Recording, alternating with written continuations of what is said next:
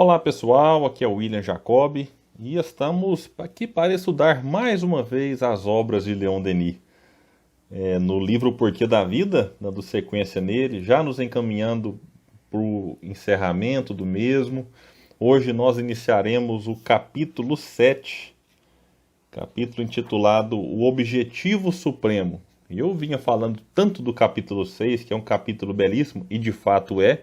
Quem acompanhou com a gente aqui sabe disso. Mas hoje, preparando esse estudo, eu reli o capítulo 7 e é impressionante. Eu fico encantado com a forma como Leon Denis escreve e eu arriscaria dizer que este talvez seja, pelo menos na minha opinião, o capítulo mais bonito desse livro.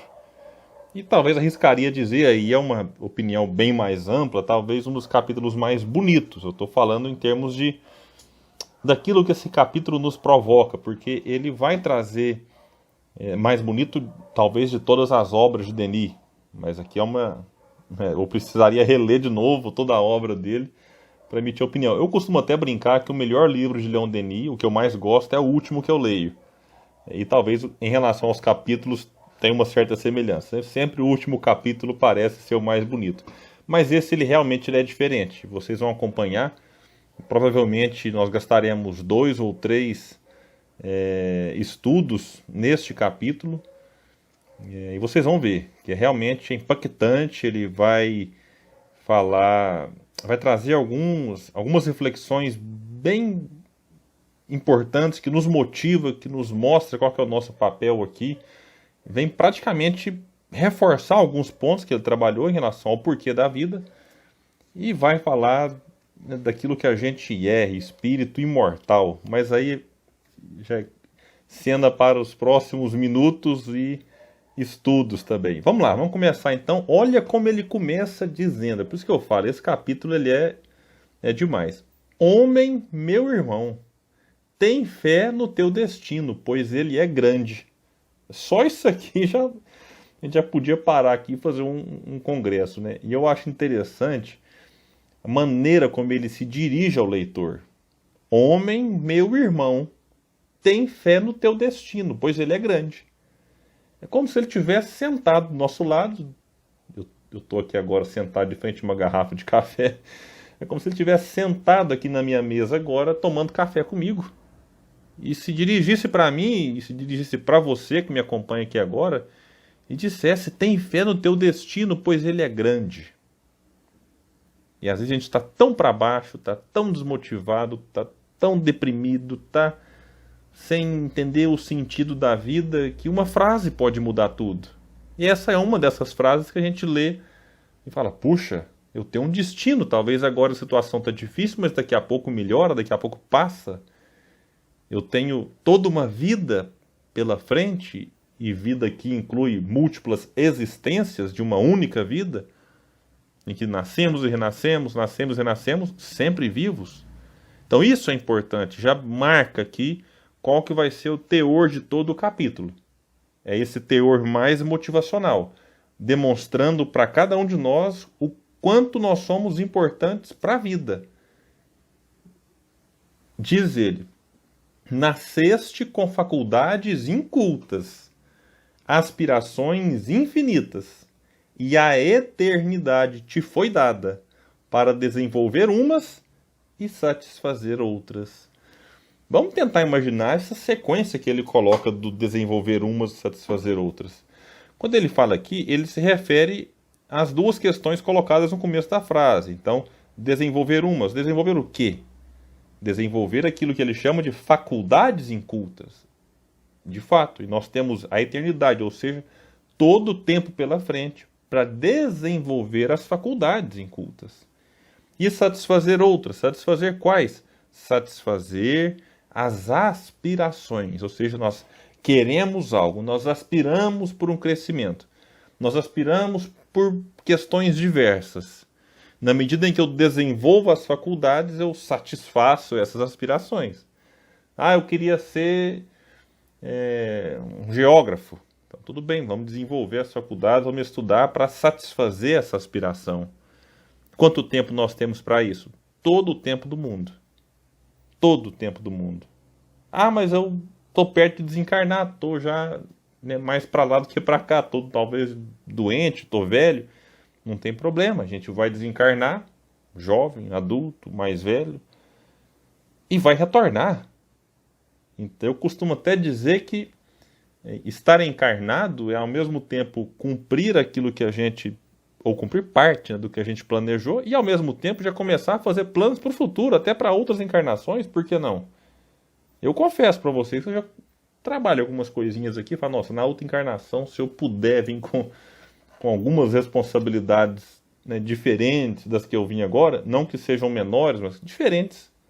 Porque não adianta a gente encarnar no mundo de prova e expiação, não adianta esperar moleza, não adianta esperar vida fácil. Então, a gente precisa trabalhar, então, quem sabe já começar a fazer alguma leitura, começar a fazer algum curso aqui, talvez para ser utilizado noutra encarnação. Isso faz parte. O que a gente adquire de conhecimento, as faculdades incultas que nós desenvolvemos, permanecem com a gente, permanecem desenvolvidas depois da desencarnação.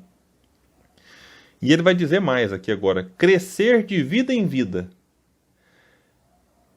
esclarecer-te pelo estudo,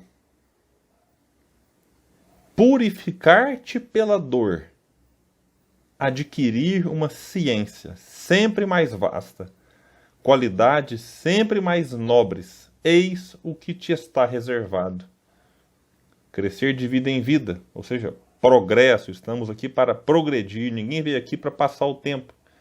Se a gente sair daqui melhor do que quando a gente aqui chegou, já valeu demais estar encarnado. Ora, é claro, quanto mais evoluirmos, melhor. Mas a questão é evoluir, crescer. O quanto vai depender do nosso livre-arbítrio, de como nós utilizamos o nosso livre-arbítrio. Esclarecer-te pelo estudo. Meus amigos, o estudo é fundamental. Por isso Jesus falou: conhecereis a verdade vos libertará. Conhecereis, é necessário o conhecimento. E quando se fala estudo, claro, que a gente pode falar de estudo de livros, por que não? Porque talvez eu tenha um comportamento que eu acho que é correto. E quando eu paro para ler, paro para estudar, aquilo que o autor colocou, quando eu assisto uma palestra, um estudo, o palestrante, o orador, o escritor, eles estudaram outros autores e materializam ali, ou verbalizam o seu pensamento que vai mexer com a gente. Eu vou parar, opa, aquele comportamento que eu pensava que era correto, de repente eu preciso repensá-lo. Eu preciso me reavaliar em busca de um comportamento melhor. Está na minha frente aqui, não estava programado falar disso, mas é um livro que eu não li ainda, está até aqui na embalagem, quem estiver acompanhando pelo vídeo. Comunicação não violenta. Então a gente comprou aqui, a minha esposa, para a gente ler, porque às vezes a gente se comunica de uma forma que para a gente é normal, mas que um estudioso da área, como é o caso aqui do Marshall, ele pode nos trazer, e como levou para muitos, reflexões novas, diferentes, e aí a gente vai repensar a forma como age, como fala, como se comunica. Tudo através do estudo. Estudo que pode ser também da natureza. Leon Denis vem nos convidar a fazer isso no livro Depois da Morte, no Problema do Ser e do Destino, no Grande Enigma. Então, esclarecer-te pelo estudo. Purificar-te pela dor. Nós já falamos em outros estudos a importância da dor para purificar, para mexer com o espírito, para despertar algo que estava adormecido. E com a finalidade de quê? De adquirir uma ciência sempre mais vasta, desenvolver o intelecto e qualidades sempre mais nobres, desenvolver a moral, que é o progresso intelecto-moral que nós tanto falamos. Deus fez ainda mais por ti. Deu-te os meios de colaborar em sua obra.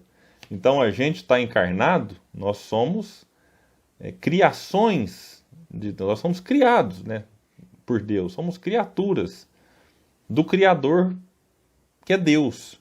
Só que, de certa forma, Deus nos coloca aqui e nos dá os meios de colaborar com a sua obra, a tal ponto que a gente pode até dizer que somos co-criadores.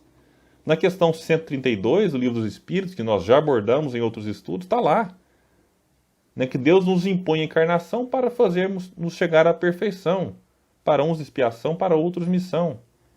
Mas um pouco mais adiante, os espíritos dizem para Kardec que Deus visa ainda outro fim com a encarnação. O de pôr o espírito em condições de suportar a parte que lhe toca na obra da criação. Então todos nós temos uma responsabilidade, que é de ao mesmo tempo em que nós precisamos progredir-nos espiritualmente, nós precisamos colaborar com o progresso do mundo. Na medida em que nós colaboramos com o progresso do mundo, nós progredimos. Então é uma via de mão dupla. Eu colaboro e tenho como consequência, podendo assim dizer, um progresso pessoal que tem como consequência o maior desejo de colaborar mais com o progresso coletivo. Então é um vai e vem. Eu ajudo, sou ajudado. Eu colaboro e recebo de volta. E não é preciso preocupar com isso, gente. É natural. Existe uma lei divina que isso é da lógica. E não é que existe uma recompensa, como se tivesse um tribunal nos recompensando. É porque funciona assim. A gente vai despertando a consciência com o passar do tempo. Deus te deu os meios de colaborar em sua obra, de participar da lei do progresso sem limites, abrindo novos caminhos para teus semelhantes, elevando teus irmãos, atraindo-os para ti, iniciando-os nos esplendores do verdadeiro e do belo, nas sublimes harmonias do universo. Quando ele fala atraindo-os para ti, me faz lembrar a parábola do grão de mostarda. É o grãozinho que você coloca, a menor semente, né, que se tinha notícia, e talvez ainda, mas que se transforma numa árvore. E daquela árvore depois, pássaros se aproximam daquela árvore. Essa parábola fala de progresso espiritual, em que começamos, né, com uma minúscula semente e vamos crescendo espiritualmente. E os pássaros que se aproximam da árvore da parábola do grão de mostarda, a gente pode entender esses pássaros como sendo espíritos que acabam se aproximando de outros espíritos que já adquiriram evolução espiritual. Como nós nos aproximamos de Jesus, mas se queremos pensar em árvores menores, nos aproximamos de Leon Denis, nos aproximamos de Chico, de Allan Kardec, Camille Flammarion e tantos outros que abriram novos caminhos para os seus semelhantes. Outros que elevaram seus irmãos, como tentam, através dos seus ensinos, nos elevar. E assim funciona a dinâmica da vida. Da mesma forma que nós aproveitamos aquilo que outros fizeram, no futuro, alguns poderão aproveitar daquilo que nós fazemos. Mesmo que não deixemos obras escritas, palestras realizadas, mas a nossa vida em si, ela pode servir para que outros, né, tirem um proveito dela. A nossa morte, sabe-se lá quando vai ocorrer, não pode ser em vão. Se quando nós desencarnarmos, alguém olhar para nós e tentar achar alguma coisa de interessante na nossa vida, quer dizer que nós já marcamos a vida de alguém. E isso é abrir caminhos para os semelhantes. Bom, meus amigos, dessa forma nós encerramos esse estudo, que abre o capítulo 7, mas a gente vai ficar nele aqui acredito que mais 2 episódios. E eu deixo o convite para que continue conosco, continuem estudando Leon Denis, divulgando, compartilhando, chamando outros amigos para estar aqui com a gente, né, nesse momento bacana, poucos minutos, mas o suficiente para a gente se encantar pela forma como Leon Denis escrevia e pelo que Leon Denis escrevia. Muita paz, fiquem todos com Deus e até o nosso próximo estudo das obras de Leon Denis.